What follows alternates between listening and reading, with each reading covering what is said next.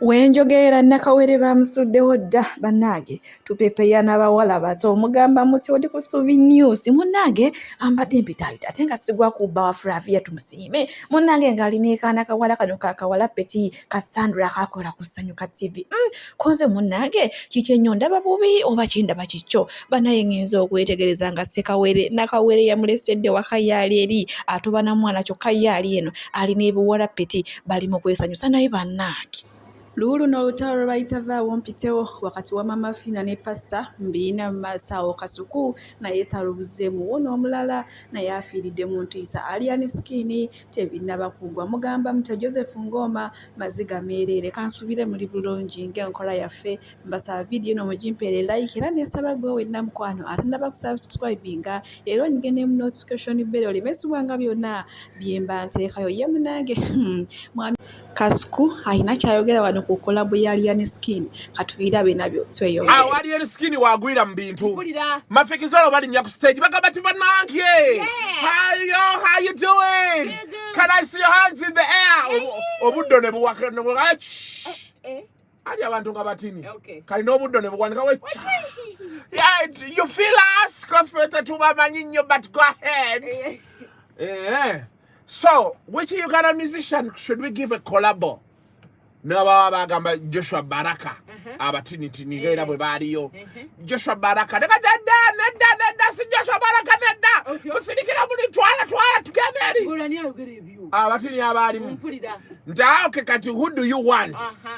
Abana ne bagamba Alian Skin. Sabula. You say Alian Skin? Yeah. Okay, we are going to give Alian Skin a collabo. Bwatyo nga Alian Skin agwa mu bintu olaba omwana naye olaba omwana bwatugendako international nkugambe omwana oluyirwa avuka lulirwa lumolu oluyolu but it's going places bajjajja be no bamuta omulundi gumu munnange nga tunoonya Alian Skin tumubuuze nti muganda wange Alian agambe nti uncle Ali agambe nti uncle hello ani ono mwana. Oh no, Ruth Kalibala Bwanika yani. Ndi mukozi wa Kudembe FM. Okola ki ku Ddembe? Twezimbe. Gwe okola ne Kasuku ne kiri eky'omutwe. Otutegedde. Maani Ddemu gwate oli sexy nnyo. Togenda yo side. Oli sexy nnyo tukwagala kufango ni mwana. Ndayira mu Sudani yaŋŋamba. Oli biki? Njagala ojje kufango ni maana tulina ssente ffe twakulaba kuva dda ate tokaddiwa oli hoti. Ntyayo nga watwaliyo enkwacco. Atukusimba enkwacco maani. N'ogisala. Mafikizolo bakusonzemu olugalo. Mafikizolo bye biki? Mafikizolo bye biki? Okuyimbi tomumanyi mafikizolo. Bye biki naawe mwana? Bana abayimbi be South Africa? Abo be banneetaaga mwana. Kati gwe bakugambye nti mwana wakati gwe gwasonzemu olugalo kuwa korabo. Abo banafu nnyo ate ku balina okunsongamu olugalo. Nze kati ate abantu abalina okunsongamu olugalo balala nnyo. Nga Michael Jackson. Omufu. Michael Jackson yafa. Togamanyi. Tukutumeyo gyali. Michael Jackson yafa. Wathirira. Yafa. Michael Jackson yafa. Obadde obeerawa. Nze mbadde manyi radio ye yafa.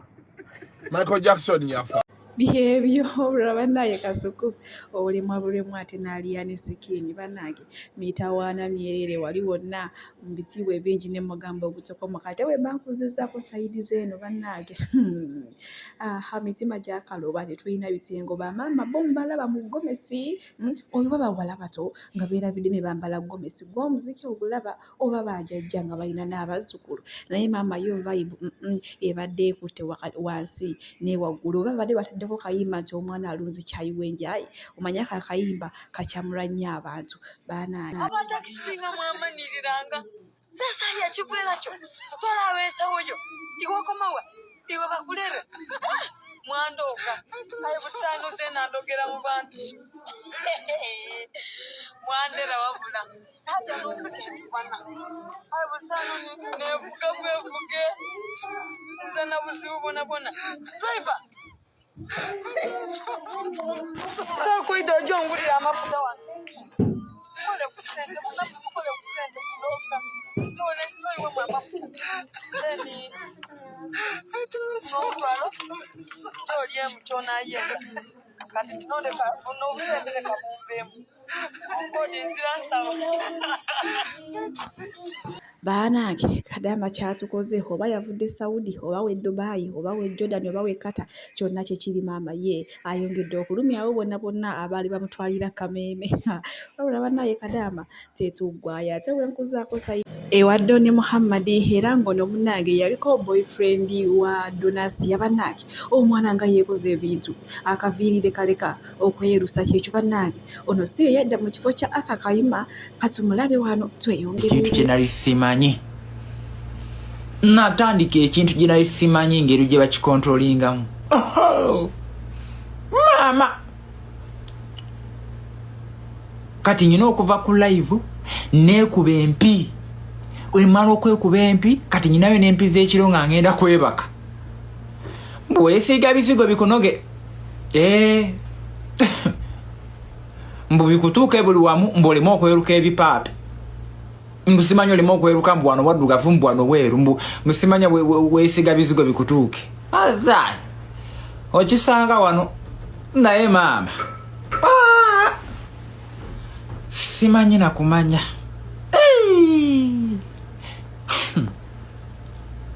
ate lyebbina lyagaana mwana bwenga nasiiga ebbina nasiiga ebbina ekizigo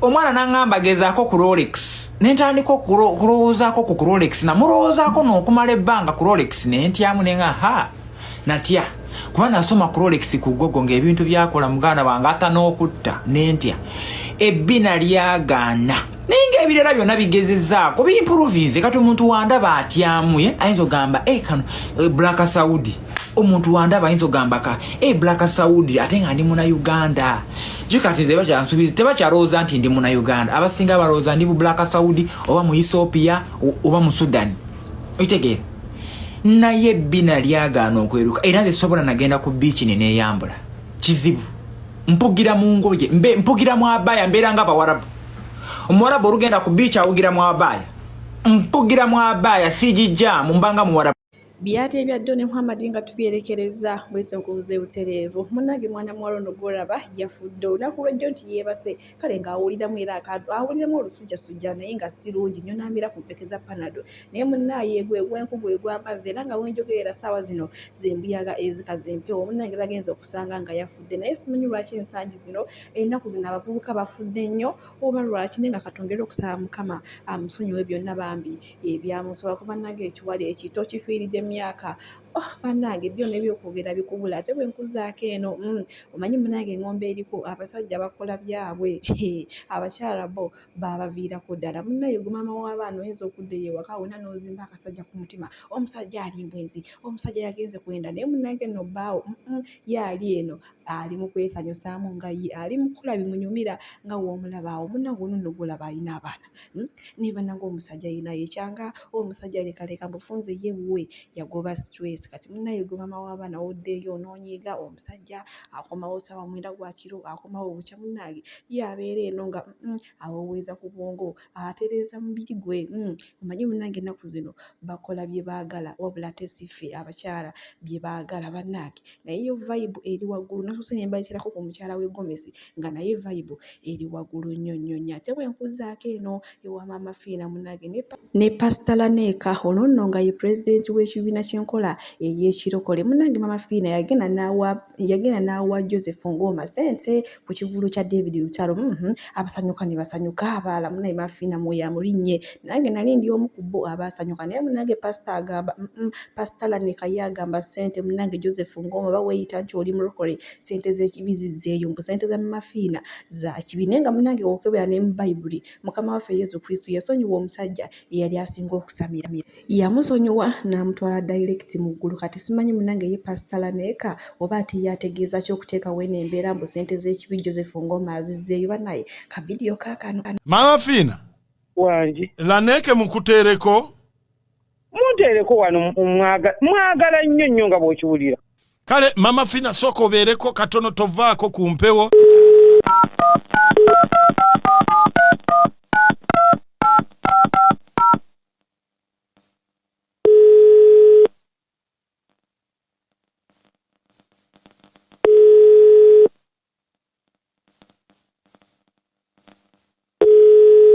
Hello.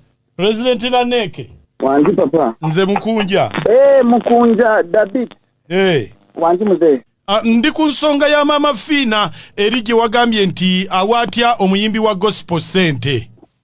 Yes. Ekintu ekyo okyogerako ki? Ngoma muyimbi wa gospel. Ngoma musimba. Naye akwata atya sente za Maama Phina. Chikochi? Omuntu fenna gwe tumanyi yonna gwe musawo batansi. Era nkubuulira simba banyiivu abalokole banyiivu twebuuza n'ekyokukolera omwana oyo tetumanyi kyakumukuta. President Laneke. Ngoma temuddamu namuyita musumba. Mukunja. Wanji? Sente tukimanyi kungi nnyo ntotenda. Tegeera. Sente tekuli kiramu nti Bank of Maama Phina. Otegeera. Sente wakutte ku olwaleero nange nakutte ku sente olwaleero. Tetumanyi ofi ya sente tuziraba ziva wa Maama Phina. President Laneke wuyo kwali? Naye bannange Mukunja. Laneke Mukama yeebazibwe. Maama Phina amina. Laneke.